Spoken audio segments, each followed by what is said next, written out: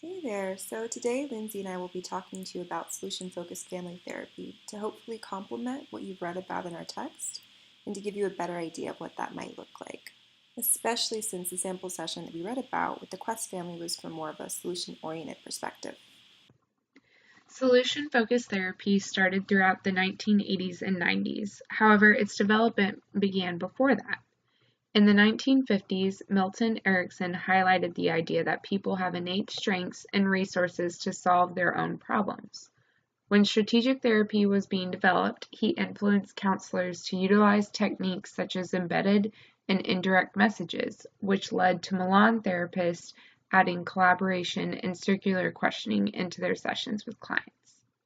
In the 1970s, 80s, and 90s, Steve DeShizer and Insoo Kim Berg took the MRI in a different direction, and instead of focusing on what did not work within the family, they started finding what did work within family dynamics.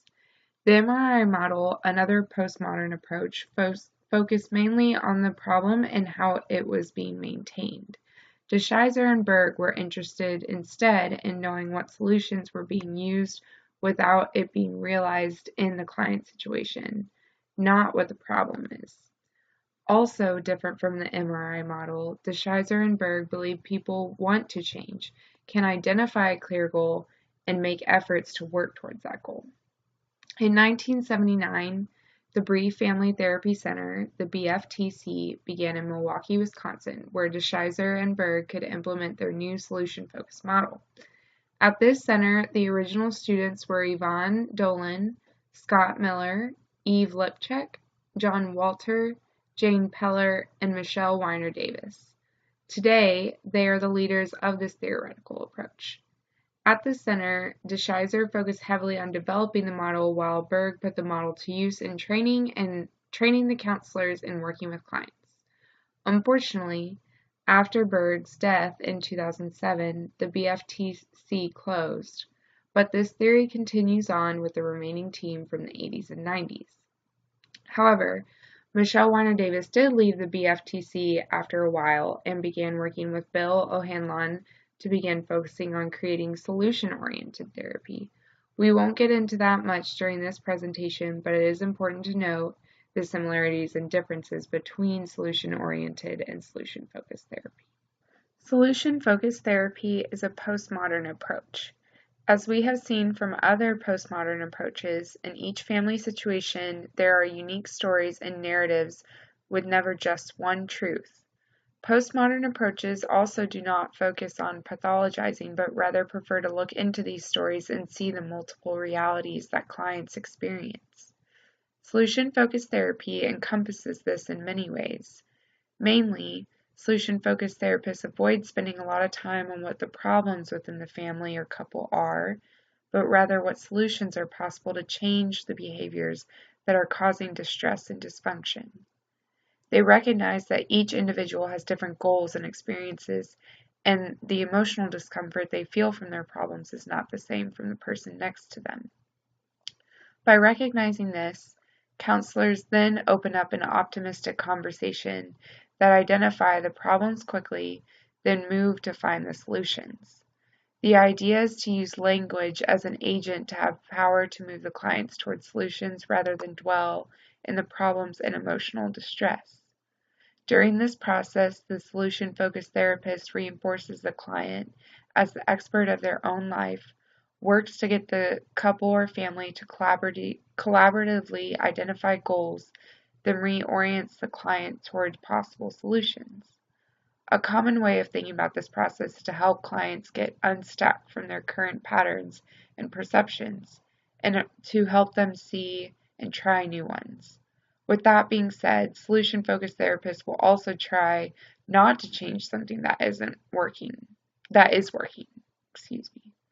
At a basic level, a solution-focused therapist would encourage clients to try something new when something isn't working, do more of something that does work, and or leave things alone if there's nothing wrong in the first place.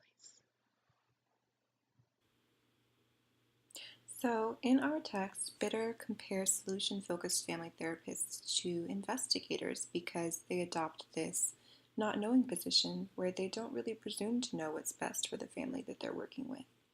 One of the primary ways that they do this is by asking a lot of questions. In just a few minutes, we'll talk about some of those types of questions more in depth, but for right now, all that you really need to know is that in the beginning, the therapist will question different family members to assess their motivation level as it relates to therapy in general at that moment.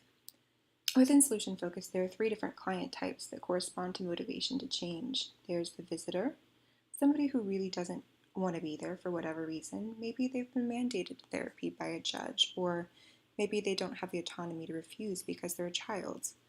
Then you have the complainant, who feels like they would like to see some situation in their life change, but feels powerless to enact that change. Last, we have the customer, who's really the ideal, somebody who wants something to change and is ready to be involved in making that change happen.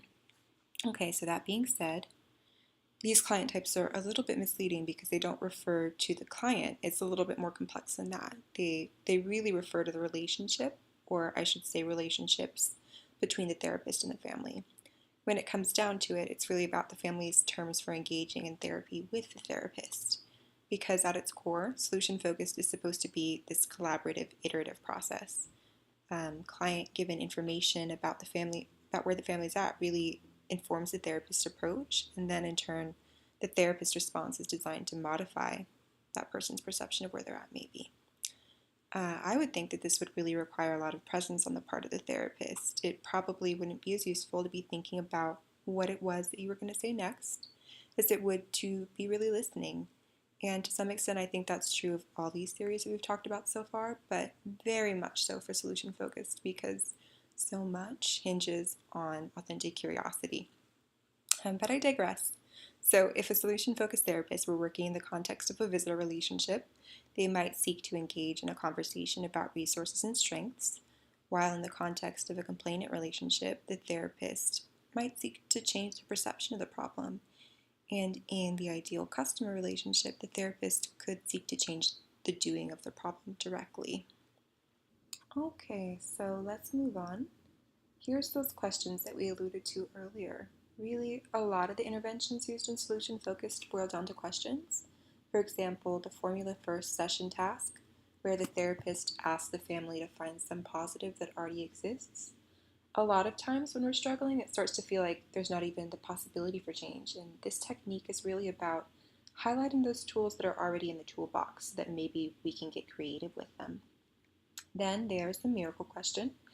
And this is an interesting idea. It's really about asking the family what would be different if they weren't struggling. There's almost this visualization component to me that makes change seem more tangible. Then there are exception questions that require the family to think back to a time when they weren't struggling. This one's also really powerful because it's not just about asking them to imagine things being different, it's saying, hey, things seem bad now, but they haven't always been this way. And let's find what else is different about those times when things were good so that we can piece together how things can be good again, maybe. Then there are scaling questions, which are really deceptively simple. Usually, family members are asked to describe where they're at compared to where they want to be on a 10-point scale, with the lower end being more negative and the higher end being more positive. Now, different family members are probably going to have different responses, and that first set of responses might not tell you that much. This family member's 3 might be a lot different from this other family member's 3, but it's that pattern of responses over time that's really going to give you some useful information about the work that you're doing together. Then we have compliments, which aren't questions per se, but are used for affirming progress that a family's made. And you might get information about progress, indicating that a compliment's in order, from some other intervention, like maybe a scaling question or an exception question. Okay, then there are coping questions, like how have you managed to carry on, which again are designed to identify strengths. And last, we have embedded messages, which are really more nonverbal.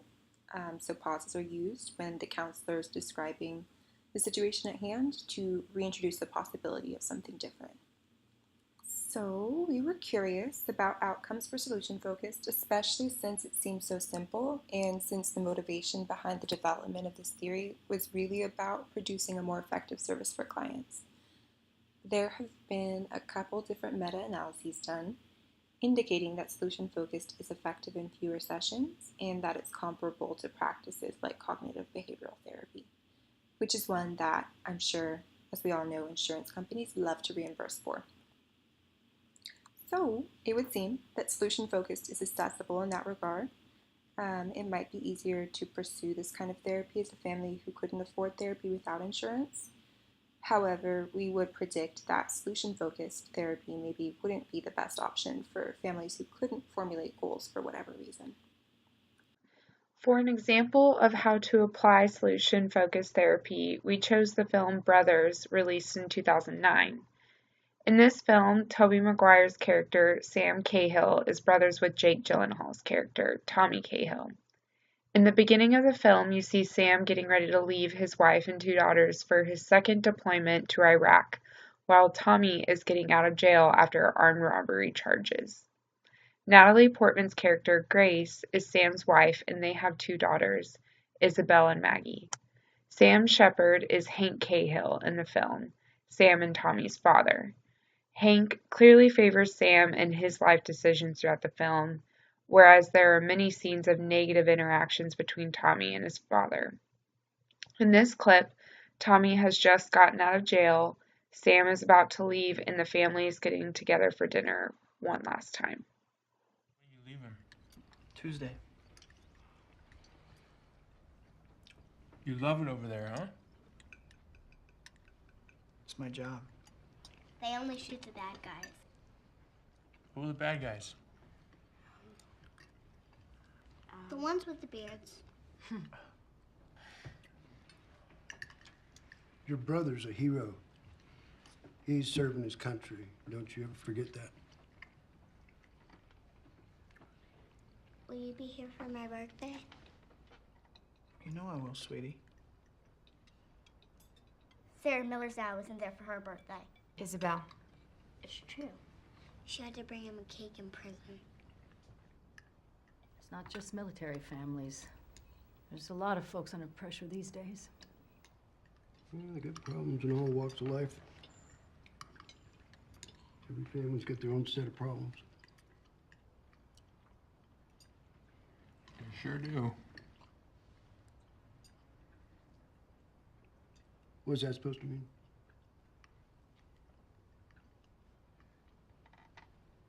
Every family has their own set of problems. Sound like a damn parrot. Like a what? Why don't you try mimicking your brother, huh? For a change? Dad. This food is great, Elsie. Thank you. Compared to what?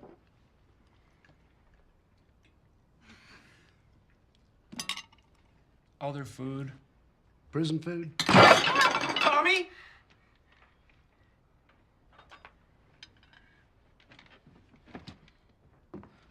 Excuse me.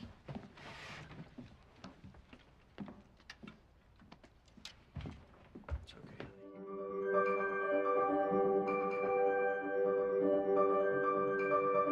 Watching this clip, it is evident that the family is dealing with previous events and feelings that they are unable to get past. If the family were to come to counseling after episodes such as this, it would be ideal if Tommy, Sam, and Hank could all come in together. It seems as though Hank is stuck on Tommy not being what he wanted him to be, and that Tommy feels the tension and therefore has tension with his brother, Sam, who Hank really admires. It would be important that each man has the time to explain how he views their family situation, communication, and how they make each other feel. Because of how potentially hostile their current situation is, the therapist would have to work through the conversation to keep them on track, moving towards solutions and not focus on why they are angry or upset. In this session, it might be best for Tommy or Sam to go first on giving their perspective on the situation. If Tommy goes first, this might open up the conversation to where both Hank and Sam can hear his perspective and then be able to understand their own as well. To Tommy, Using coping questions or maybe even the miracle question at the right time might show exactly what he wants for himself and his family and how they can reach that.